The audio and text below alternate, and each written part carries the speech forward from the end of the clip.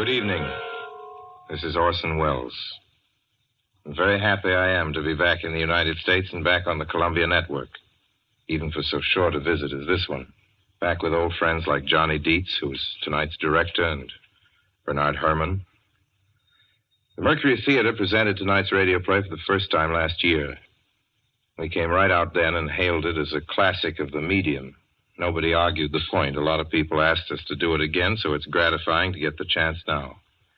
And to find a favorite of ours in this distinguished anthology of spook shows. Personally, I've never met anybody who didn't like a good ghost story. But I know a lot of people who think there are a lot of people who don't like a good ghost story. For the benefit of these, at least, I go on record at the outset of this evening's entertainment with the sober assurance that although blood may be curdled on this program, none will be spilt. There's no shooting, knifing, throttling, axing, or poisoning here. No clanking chains, no cobwebs, no bony and or hairy hands appearing from secret panels, or better yet, bedroom curtains. If it's any part of that dear old phosphorescent foolishness that people who don't like ghost stories don't like, then again, I promise you, we haven't got it. Not tonight. What we do have is a thriller. It's half as good as we think it is. You can call it a shocker. It's already been called a real Orson Welles story. Now, frankly, I don't know what this means. I've been on the air directing and acting in my own shows for quite a while now, and I don't suppose I've done more than half a dozen thrillers in all that time. Honestly, I don't think even that many, but it seems I do have a reputation for the uncanny. Quite possibly, a little escapade of mine involving a couple of planets, which shall be nameless, is responsible. Doesn't really matter. Don't think I disapprove of thrillers. I don't. A story doesn't have to appeal to the heart. It can also appeal to the spine. Sometimes you want your heart to be warmed, and sometimes you want your spine to tingle. The tingling, it's to be hoped, will be quite audible as you listen tonight to The Hitch-Hiker. That's the name of our story, The Hitch-Hiker.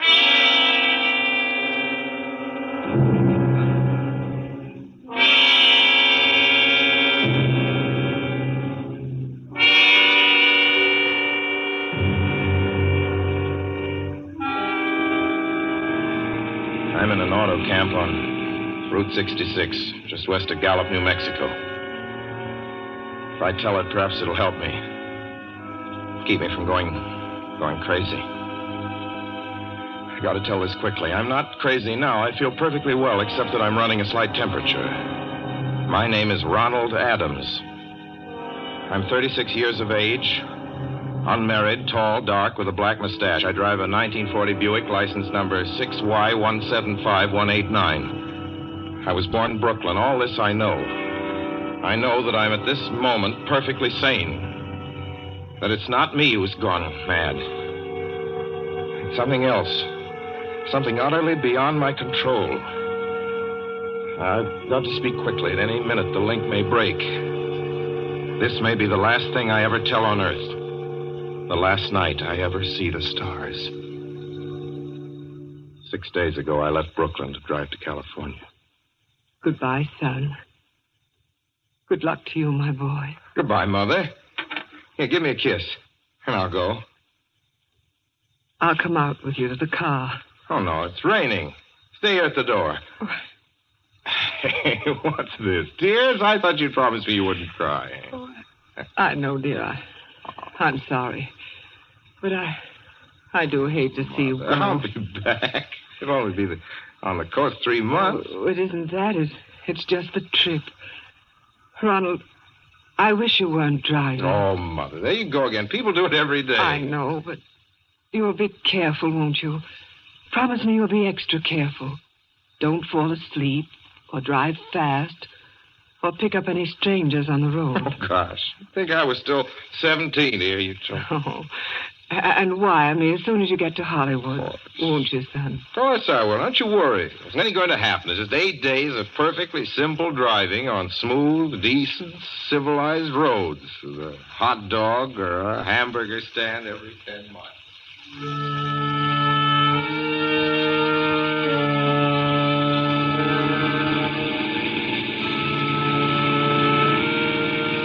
I was in fine spirits. drive ahead of me, even the loneliness seemed like a lark. I reckoned without him.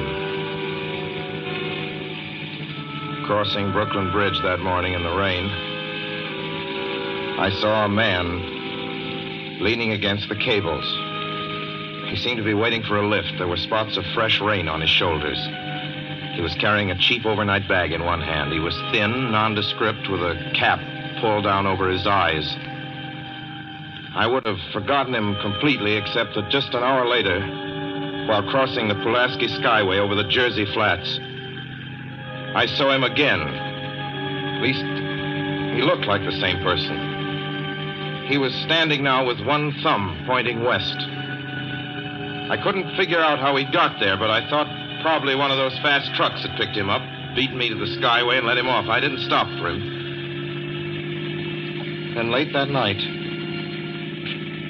I saw him again. It was on the New Pennsylvania Turnpike between Harrisburg and Pittsburgh. It's 265 miles long with a very high speed limit. I was just slowing down for one of the tunnels when I saw him, standing under an arc light by the side of the road. I'd seen quite distinctly the bag, the cap, even the spots of fresh rain spattered over his shoulders. He hallooed at me this time. Hello! Hello! I stepped on the gas like a shot. That's lonely country through the Alleghenies, and I had no intention of stopping. Besides, the coincidences, or whatever it was, gave me the willies. Stopped at the next gas station.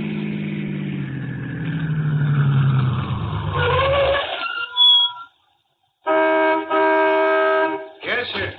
Fill her up. Certainly, sir. Check your oil, sir? No, thanks.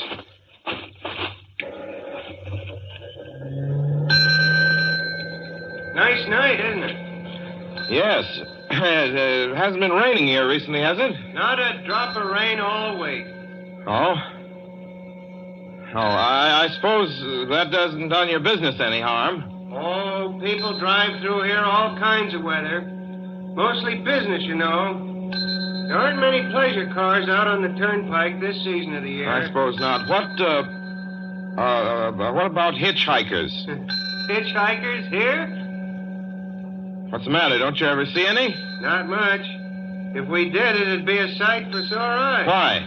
Oh, guy'd be a fool who started out to hitch rides on this road. Look at it.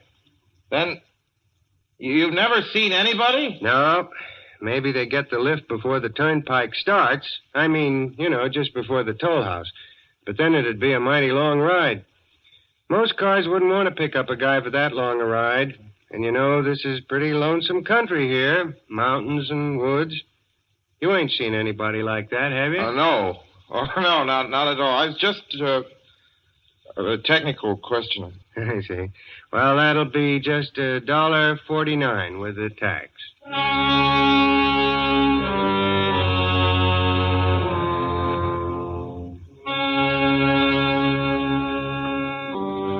thing gradually passed through my mind as sheer coincidence. I had a good night's sleep in Pittsburgh. I didn't think about the man all next day until just outside of Zanesville, Ohio, I saw him again. It was a bright, sunshiny afternoon. The peaceful Ohio fields, brown with the autumn stubble, lay dreaming in the golden light. I was driving slowly, drinking it in, when the road suddenly ended in a detour. In front of the barrier, he was standing.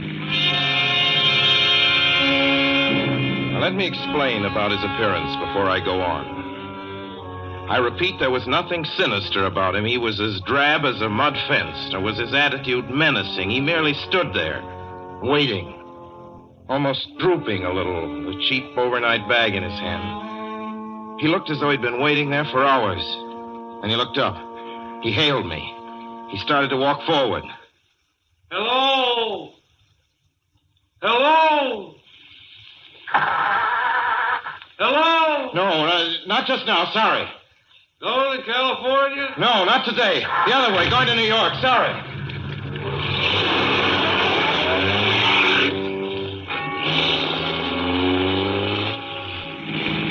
After I got the car back on the road again, I felt like a fool. Yet the thought of picking him up, of having him sit beside me, was somehow unbearable. At the same time, I felt, more than ever, unspeakably alone.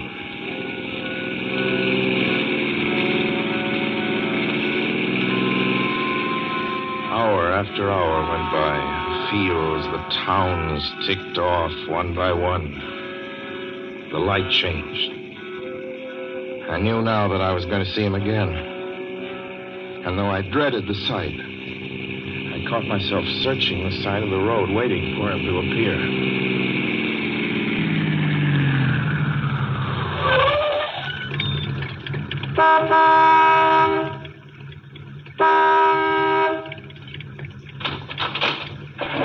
Yeah, what is it? What do you want? Sell sandwiches and pop here, don't you? Yeah, we do in the daytime. But we're closed up now for the night. I know, but I was wondering if you could possibly have a cup of coffee, black coffee, just... No, not this time of night, mister. My wife's the cook. She's in bed. No, don't shut the door, please. Listen, just a minute ago... just a minute ago, there was a man standing here right beside the stand, a suspicious-looking man. I don't mean to disturb it. You see, I was driving along when I just happened to look, and there he was. How's he doing? Well, nothing. You've been taking a nip. That's what you've been doing. Now, on your way before I call out Sheriff Oates.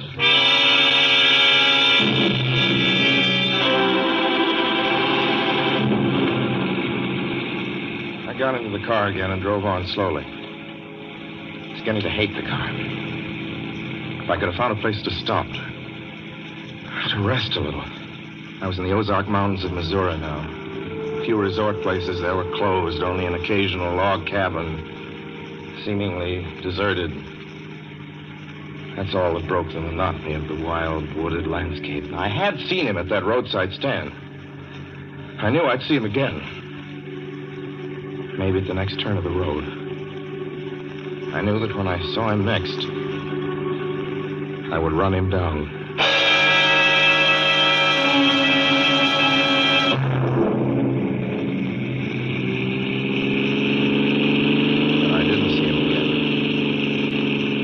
See him until late next afternoon. I stopped a car at a sleepy little junction just across the border into Oklahoma to let a train pass by. When he appeared across the tracks, leaning against a telephone pole. Perfectly airless, dry day. The red clay of Oklahoma was baking under the southwestern sun. Yet there were spots of fresh rain on his shoulders. I couldn't stand that. Without thinking, blindly, I started the car across the tracks. He didn't even look up at me. He was staring at the ground. I stepped on the gas hard, veering the wheel sharply toward him. I could hear the train in the distance now, but I didn't care then. Something went wrong with the car. The train was coming closer. I could hear its bell ringing and the cry of its whistle. Still, he stood there. And now I knew that he was beckoning me to my death.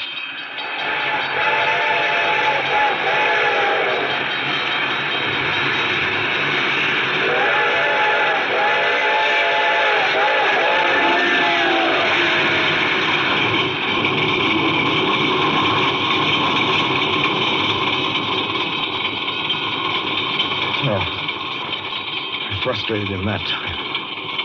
The starter worked at last. I managed to back up. When the train passed, he was gone. I was all alone in the hot, dry afternoon.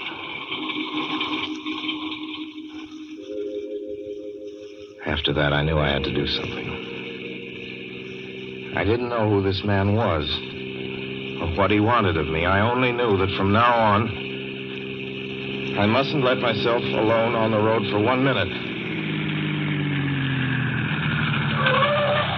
Hello there. Like a ride? Well, what do you think? How far are you going? Where do you want to go? Amarillo, Texas. I'll drive you there. Gee.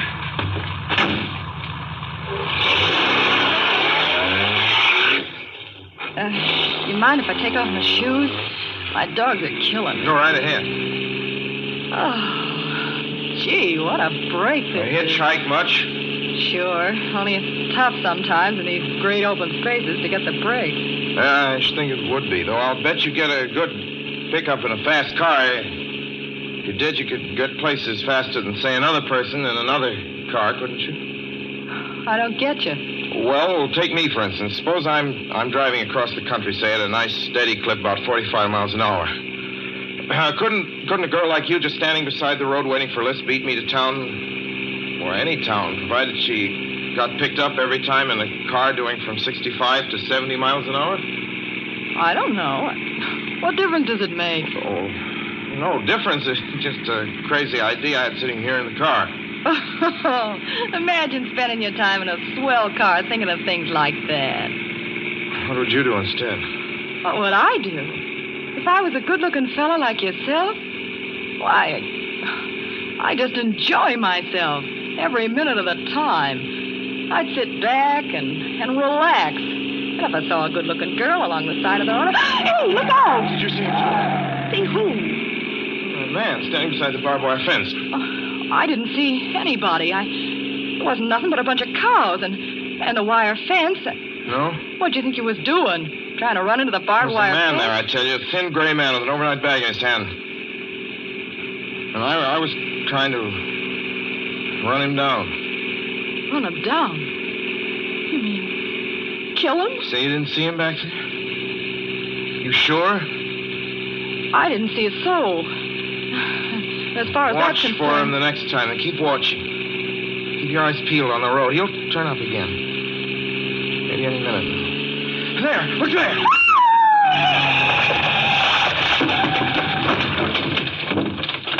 How does this door work? I'm getting out of See here. him that time? No, I didn't see him that time. And personally, mister, I don't expect never to see him.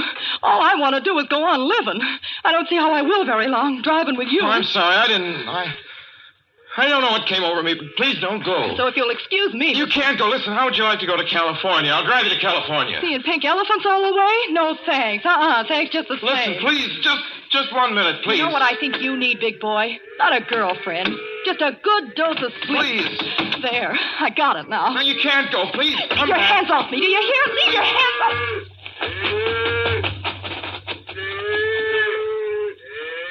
She ran from me. As though I were a monster. A few minutes later, I saw a passing truck pick her up. I knew then that I was utterly alone. It was in the heart of the great Texas prairies. There wasn't a car on the road after the truck went by. I tried to figure out what to do, how to get hold of myself. If I could find a place to rest, or even if I could sleep right here in the car for a few hours along the side of the road. I was getting my winter overcoat out of the back seat to use as a blanket when I saw him coming toward me, emerging from the herd of moving steer. Hello?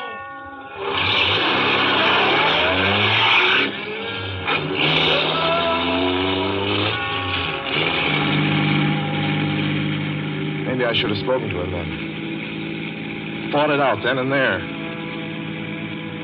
For now, he began to be everywhere. Wherever I stopped, even for a moment, for gas, for oil, for a drink of pop, a cup of coffee, sandwich, he was there. I saw him standing outside the auto camp in Amarillo that night when I dared to slow down. He was sitting near the drinking fountain of a little camping spot just inside the border of New Mexico. He was waiting for me outside the Navajo reservation where I stopped to check my tires. I saw him in Albuquerque when I bought 20 gallons of gas. I was afraid to stop now. I began to drive faster and faster. I was in lunar landscape now. The great arid mesa country of New Mexico. I drove through it with the indifference of a fly crawling over the face of the moon. Now he didn't even wait for me to stop. Unless I drove at 85 miles an hour over those endless roads, he waited for me at every other mile. I'd see his figure, shadowless, flitting before me, still in its same attitude, over the cold, lifeless ground, flitting over dried-up rivers, over broken stones cast up by old glacial upheavals, flitting in that pure and cloudless air. I was beside myself when I finally reached Gallup, New Mexico this morning. There's an auto camp here. Cold, almost deserted this time of year. I went inside and asked if there was a telephone. I had the feeling that if only I could speak to someone familiar, someone I loved, I could pull myself together.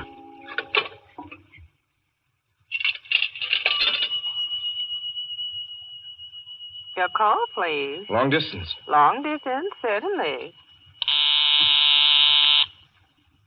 This is long distance. I'd like to put in a call to my home in Brooklyn, New York.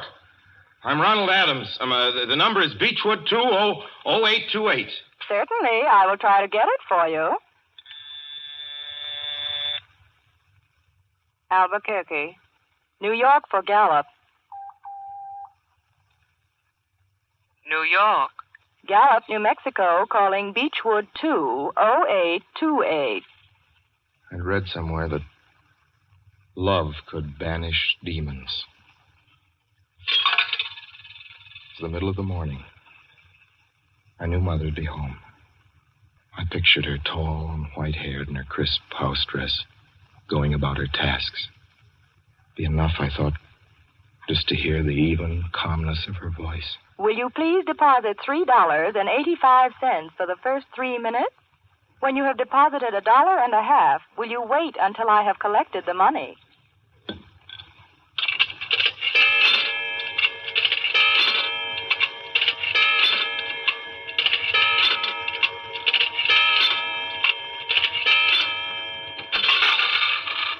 All right, deposit another $1.50.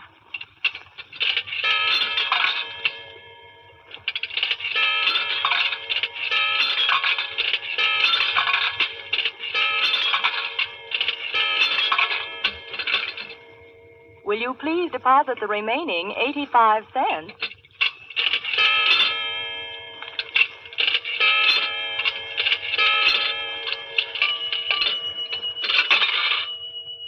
Ready with Brooklyn. Go ahead, please. Hello?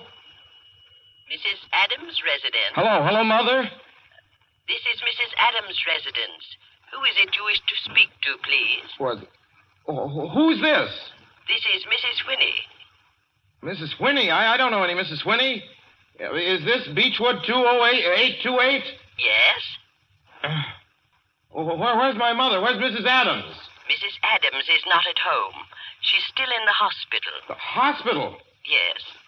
Who is this calling, please? Is it a member of the family? What's she in the hospital for? She's been prostrated for 5 days. Nervous breakdown. But who is this Nervous calling? breakdown? Well, my mother never was nervous. It's all taken place since the death of her oldest son, Ronald. Death of her oldest son, Ronald? Hey, what's this? What number is this? This is Beechwood 20828. It's all been very sudden. He was killed just 6 days ago in an automobile accident on the Brooklyn Bridge. Your 3 minutes are up, sir. Your 3 minutes are up, sir. Your 3 minutes are up, sir. And so I'm sitting here in this deserted auto camp in Gallup, New Mexico. I'm trying to think. Trying to get hold of myself. Otherwise, I'm going to go crazy. Outside, it's night. The vast, soulless night of New Mexico. 1 million stars are in the sky. Ahead of me stretch 1,000 miles of empty mesa. Mountains, prairies, desert. Somewhere among them, he's waiting for me. Somewhere I shall know who he is and who I am.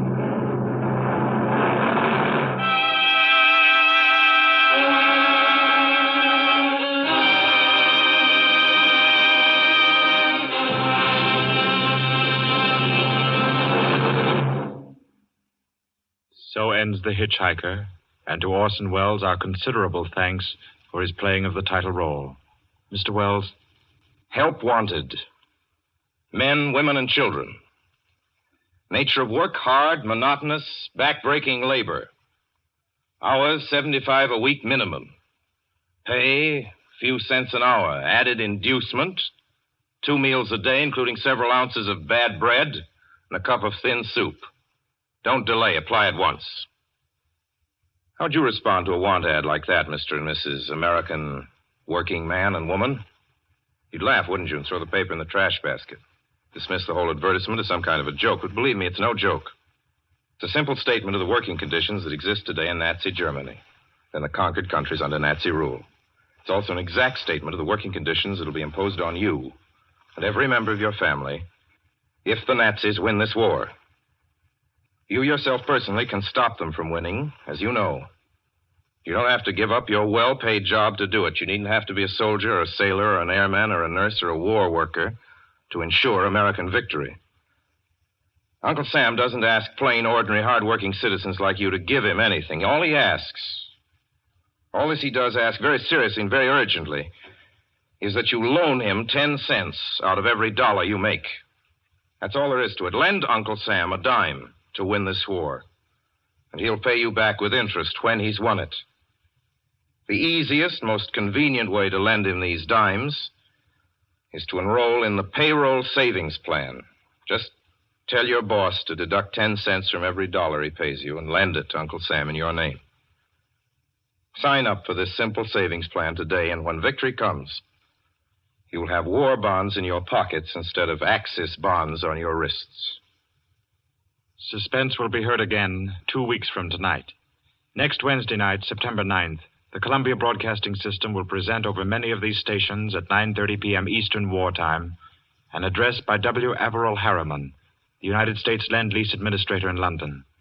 Mr. Harriman, as the personal representative of the President of the United States, attended the Moscow conferences between Winston Churchill and Joseph Stalin.